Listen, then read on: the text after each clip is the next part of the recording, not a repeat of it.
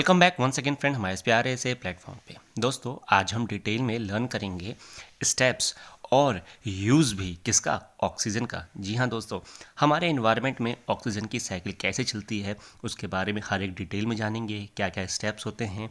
साथ ही साथ हम ये भी जानेंगे कि ऑक्सीजन का क्या यूज़ है हमारे ट्रस्ट में। दोस्तों टॉपिक स्टार्ट करने से पहले मैं आपको ये बताना चाहता हूँ कि आज इस वीडियो में हम क्या क्या कवर करने जा रहे हैं। ये देखिए, how oxygen exist on earth.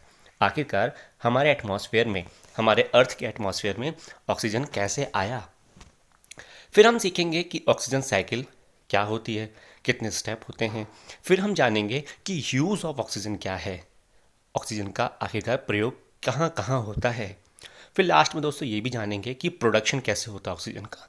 तो आज हम बहुत सारी डिटेल में चीज़ों को सीखेंगे और एनालिसिस करेंगे। तो मैं आपसे रिक्वेस्ट करता हूं कि प्लीज़ एंड तक बने रहिएगा, क्योंकि हमें कुछ ना कुछ रिजल्ट हमें मिलेगा और हम कुछ ना कुछ सीखेंगे। आज हम कुछ सीख के ही जाएंगे यहाँ से, ये संकल्प लेते हुए आप लास्ट तक बने रहिएगा दोस्तों, ठीक है। क्योंकि आपके एग्जामिनेशन पॉइंट ऑफ व्यू से तो इंपॉर्टेंट है ही है, plus competitive points of view से भी इंपॉर्टेंट है, क्योंकि कंपटीशन में अक्सर कहीं ना कहीं घुमा घुमा के ये पूछा जाता है कि आखिरकार बताइए कि यूज़ क्या है ऑक्सीजन का, ऑक्सीजन साइकिल कहाँ कितने स्टेप में होती है। और साथ ही साथ ये भी पूछा जाता है कि प्रोडक्शन क्या है ऑक्सीजन का, how can we produce oxygen by natural और बाय द आर्टिफिशियल मेथड। तो हम सारी चीज़ों को देखेंगे वन बाय वन, ठीक है। दोस्तों सबसे पहले आपको ये बता दूं कि how the oxygens are produce by the atmosphere. देखिए दोस्तों, the air is a mixture of gases, ये तो हमने बचपन से पढ़ा है। The air is in the atmosphere is compose of different gases, mainly nitrogen 78% है ना, oxygen 21% and argon and other traces of gas is 1%। ये तो हमने बचपन से पढ़ते आ रहे हैं और हर बुक में हर जब भी एयर एंड मिक्सचर का चैप्टर आता है दोस्तों, उसमें तो हम ये पक्का देखते हैं कि जो नाइट्रोजन है वो 78% है, ऑक्सीजन 21% है। तो ये दोस्तों अबंडेंट गैस है, लेकिन ये गैस जो है हमारे एटमॉस्फेयर में कहीं ना कभी कहीं से ये पहले प्रोड्यूस तो हुई होंगी ना, आई तो होंगी, एग्जिस्टेंस में तो आई होंगी। तो आज बेसिकली हम वो मुद्दे पे बात करने जा रहे हैं कि कैसे ये कोई गैस, जैसे नाइट्रोजन 78% है, 21% ऑक्सीजन है, तो ये कैसे आया, कैसे कहाँ से इसका ओरिजिन हुआ, वो चीज़ हम देखेंगे कि how the oxygen exist in the अर्थ, है ना। तो वो चलिए देखते हैं। दोस्तों बात आती है जब हम हिस्ट्री की बात करते हैं कि अर्थ की history, according to the earth history, oxygen gas was first introduced by cyanobacteria. Cyanobacteria through the process of photosynthesis. एक बैक्टीरिया है जिसका नाम है साइनोबैक्टीरिया, उससे ये प्रोड्यूस हुई थी ऑक्सीजन। और वो कौन से प्रोसेस से वो हुई थी, photosynthesis. Earlier around 4.6 billion year ago there was no life on the planet earth because the atmosphere was devoid of oxygen. खाली था पूरा पूरा हमारा जो एटमॉस्फेयर था प्लैनेट का, अर्थ का, वो पूरा खाली था बिना ऑक्सीजन के। लेकिन धीरे धीरे क्या हुआ कि ये जो बैक्टीरिया हैं धीरे धीरे ये इंक्रीज हुए और इन्होंने ऑक्सीजन का लेवल धीरे धीरे बढ़ाया। There was a gradual increase in the oxygen level. तो क्वेश्चन आता है कि which bacteria and by which process the oxygen exist और gradually increase in the earth atmosphere. तो cyanobacteria by the process of photosynthesis. ये यहाँ से 2 point हमें मुद्दा निकल के आया है। दोस्तों अब मैं बता दूं आपको कि डिफरेंट फॉर्म ऑफ O2 क्या है। देखिए, oxygen is freely available in the air and also dissolve in the water, ये तो आपको पता है। अब इस टाइम ऐसा आ गया है कि ऑक्सीजन हर जगह अवेलेबल है और पानी में भी डिजॉल्व है, आप जानते हो H2O, है ना। It is the second most abundant gas present in the atmosphere, 21%, and also the most common element of the human body, हमारे शरीर में भी रहता है। It plays an essential role in the most life form on the earth and also serve as essential element in the biomolecular like a protein and nucleic acids। दोस्तों आप देख रहे होंगे कि जितने भी हमारे शरीर में प्रोटीन्स हैं, न्यूक्लिक एसिड्स हैं, उसमें भी ऑक्सीजन रहता है। तो दोस्तों कहीं ना कहीं हम देख रहे हैं कि ये जो ऑक्सीजन का अलग अलग फॉर्म है, मतलब गैसियस में भी है, प्रोटीन में भी है दोस्तों, और एटमॉस्फेयर में तो अवेलेबल है ये गैसियस स्टेट में। तो हर जगह इसका अलग अलग अपना यूज़ है। तो डिफरेंट फॉर्म ऑफ ऑक्सीजन आप देख सकते हो कि कितना आसानी से हम समझ सकते हैं। जानते सब थे लेकिन सिस्टमैटिक ऑर्डर में आज जाना हमने, है ना। अब हम बात करते हैं ऑक्सीजन साइकिल की। दोस्तों ऑक्सीजन साइकिल 1 to 3 स्टेप में है। मैं चाहता हूं कि आप डिटेल में 1 by 1 स्टेप को समझते जाएं। देखिए पहला स्टेप आता है दोस्तों, all the green plants during the process of photosynthesis release oxygen back into the atmosphere as a by product. मतलब कि जब फोटोसिंथेसिस प्रोसेस हो रही होती है तो उस टाइम जो प्लांट कार्बन डाइऑक्साइड लेते हैं बाय वी ह्यूमन से, तो वहाँ से उसको वो लेते और ऑक्सीजन को रिलीज करते हैं। तो उनके बाय प्रोडक्ट से ये ऑक्सीजन रिलीज होता है पहला। बाद में क्या होता है, सेकंड स्टेप क्या है, all aerobic organism use free oxygen for respiration. अब वो ऑक्सीजन का यूज कौन करता है, एरोबिक ऑर्गेनिज्म। एरोबिक ऑर्गेनिज्म क्या होते हैं, जो कि ऑक्सीजन का यूज करते हैं रेस्पिरेशन में, है ना। और एनारोबिक ऑर्गेनिजम्स कौन होते हैं, जो वो ऑर्गेनिज्म जो ऑक्सीजन का यूज नहीं करते रेस्पिरेशन में, फॉर एग्जांपल प्लांट्स, ये भी एक ऑर्गेनिजम्स हैं, है ना। तो बेसिकली दोस्तों स्टेप 1 में हमारा ग्रीन प्लांट के थ्रू, फोटोसिंथेसिस के थ्रू हमारा ऑक्सीजन प्रोड्यूस होता है। लेकिन बेसिकली अगर हम बात करें तो जो ये ऑक्सीजन फर्स्ट स्टेप में प्रोड्यूस हो रहा है, ये फोटोसिंथेसिस का बाय प्रोडक्ट है, ठीक है। और उसका सेकंड स्टेप में ऑल एरोबिक ऑर्गेनिज्म उसी ऑक्सीजन का यूज करते हैं। अब वो कौन से प्रोसेस में यूज करते हैं, तो रेस्पिरेशन।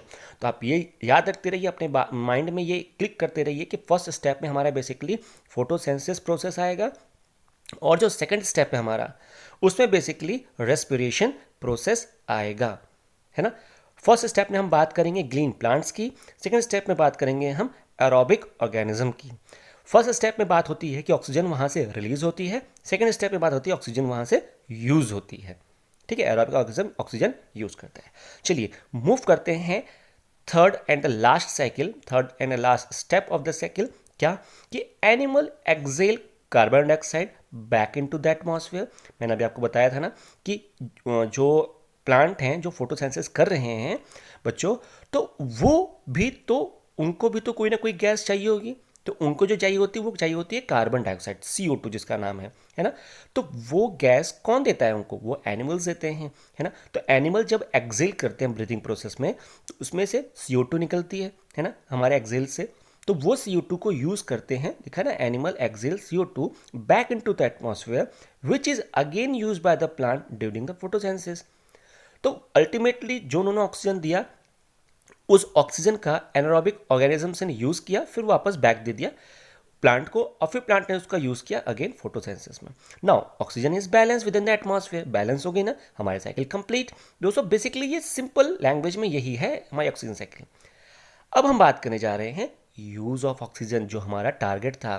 दोस्तों पहला आता है decomposition. It is one of the natural and the most important process in the oxygen cycle. ये बहुत ही important process है दोस्तों। And अगर when an organism dies, जब organism मरता है तभी decomposition होता है। जैसे कि dead animals or the plant decay into the ground and the organic matter along with the carbon, oxygen, water and other component are returned into the soil and air. दोस्तों जो dead animals और plant मर जाते हैं, उसके बाद जो ground में, मतलब ग्राउंड में पड़े रहते हैं, तो क्या होता है कि जो भी कार्बन है, ऑक्सीजन है, वाटर है, जितनी भी कंपोनेंट उसके बॉडी में है, वो धीरे धीरे धीरे धीरे करके सॉइल में मिक्स होना शुरू हो जाते हैं और एयर में मिक्स होना शुरू हो जाते हैं। This process carried out by the invertebrates, मतलब including fungi, bacteria and some insects which are collectively called as a decomposers and the entire process require oxygen and release carbon dioxide. तो आप दोस्तों देख रहे हैं कि कोई भी डेड प्लांट्स और एनिमल डिके करना, उसको, उसमें भी हमें क्या रिक्वायर्ड होता है, ऑक्सीजन। तो आप देख सकते हैं अगर ऑक्सीजन नहीं रहेगा एटमॉस्फेयर में, तो क्या हमारे डेड प्लांट्स और एनिमल्स डिकम्पोज हो पाएंगे। अगर मान लो नहीं हो पाते तो क्या सोचिए क्या हालत होती पृथ्वी की, है ना। तो दोस्तों डिकम्पोजिशन बहुत इंपॉर्टेंट है। अब नेक्स्ट आता है दोस्तों ब्रीदिंग। जैसे कि हम अभी ब्रीथ कर रहे हैं, है ना, हम इनहेल और एक्सहेल करते हैं ना, तो उस इनहेल और एक्सहेल में ब्रीदिंग की तो बहुत ज़रूरत होती है ना। लिखा हुआ है breathing it is a physical process है through which all the living organism including plant, animals, humans inhale oxygen from the outside environment. बाहर के एनवायरनमेंट से एनिमल्स और ह्यूमन और प्लांट्स दोनों इनहेल तो करते ही करते हैं ना, फ्रॉम द आउटसाइड एनवायरनमेंट। अब वो जो ऑक्सीजन है वो उनके सेल में जाता है और जो एक्सहेल करके कार्बन डाइऑक्साइड बाहर निकालते हैं एटमॉस्फेयर में। समझ रहे हैं ना? तो एनिमल और प्लांट्स दोनों एक दूसरे के साइकिल पर डिपेंडेंट हैं, तो कहीं ना कहीं ऑक्सीजन भी इंपॉर्टेंट है। अब बात करते हैं लास्ट, तो combustion. Combustion is also one of the most important process. Combustion क्या होता है? विच अकर when any of the organic material including fossil fuel, plastic, wood, कोई भी चीज़ हो जब भी बर्न की जाती है तो उसको ज़रूरी होता है कि in the presence of oxygen में ही बर्न होगा। वो क्यों? क्योंकि जहाँ ऑक्सीजन नहीं है कोई भी चीज़ बर्न ही नहीं होगी, और जब वो बर्न होती है तो वो कार्बन डाइऑक्साइड को रिलीज करती है एटमॉस्फेयर में। तो आप देख रहे हो ना कि if and only if oxygen is present, then the combustion process, then the decomposition process, then the breathing process, हर एक प्रोसेस तभी अकर होगा जब ऑक्सीजन होगा। तो आप देख सकते हैं कि ऑक्सीजन का कितना ज़्यादा यूज़ है हमारे इस एटमॉस्फेयर में। अगर ऑक्सीजन नहीं हुआ दोस्तों तो एक पल भी हम जीवित नहीं रह सकते, ये तो आपको पता चल ही गया होगा, है ना? ब्रीदिंग प्रोसेस आपने देखा है। तो दोस्तों ऑक्सीजन बहुत ज़्यादा ही इंपॉर्टेंट है। अब एक और आ गया जिसका नाम है रस्टिंग, मतलब जंग लगना। दोस्तों this process also require oxygen, मतलब लोहे में अगर या कोई स्टील में या कोई भी मेटल में रस्टिंग हो रही है तो उसका भी एक कारण है, या बोल सकते हो एक सहयोगी है oxygen.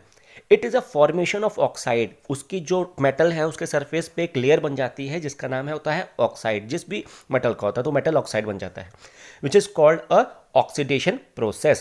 In this process, metal like iron or alloy rust when they are exposed to the moisture and oxygen for an extended period of a time, and new compound of oxides are formed by the combination of oxygen with the metal. समझ में आया?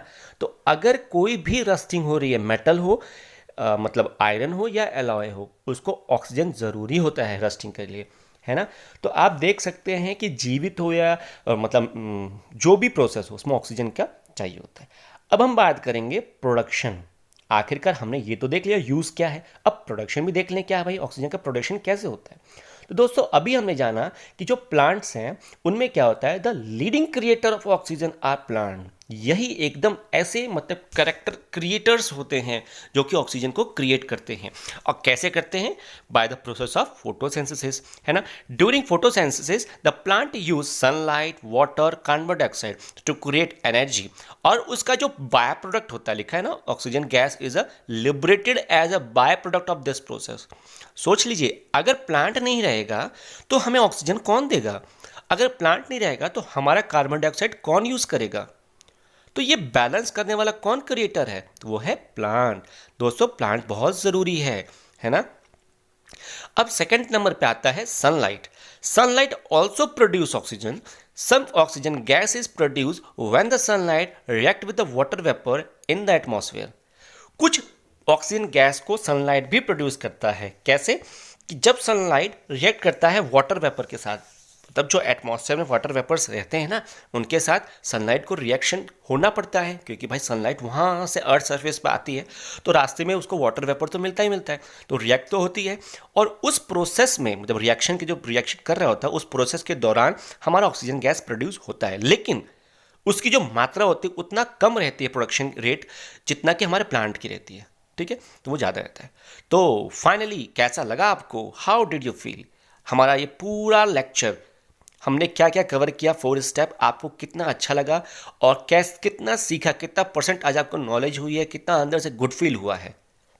तो दोस्तों मैं आज आपको यही कहूँगा कि you had completed the learning of oxygen cycle. आपने हर एक कॉर्नर, ऑक्सीजन साइकिल का हर एक कॉर्नर आपने पढ़ लिया है। आज आपने डिटेल में जाना है कि आखिरकार ऑक्सीजन साइकिल का प्रोडक्शन, यूज़ और उसकी हिस्ट्री से लेकर ऑक्सीजन साइकिल के 3 स्टेजेस को लेकर हर चीज़ आपने जानी है। और आशा करता हूं कि आपको ये जान के बहुत अच्छा लगा होगा कि हाँ, मैंने आज कुछ सीखा है। दोस्तों आपसे बस एक ही रिक्वेस्ट है कि मेरे इस प्रयास के लिए, मेरे इस कोशिश के लिए, मेरे इस मेहनत के लिए मुझे एक लाइक दीजिए और इसको शेयर कीजिए और बताइए कमेंट सेक्शन पे कैसा लगा मेरा ये मेहनत। ठीक है दोस्तों, टेक केयर, बाय बाय, मिलते हैं नेक्स्ट वीडियो में।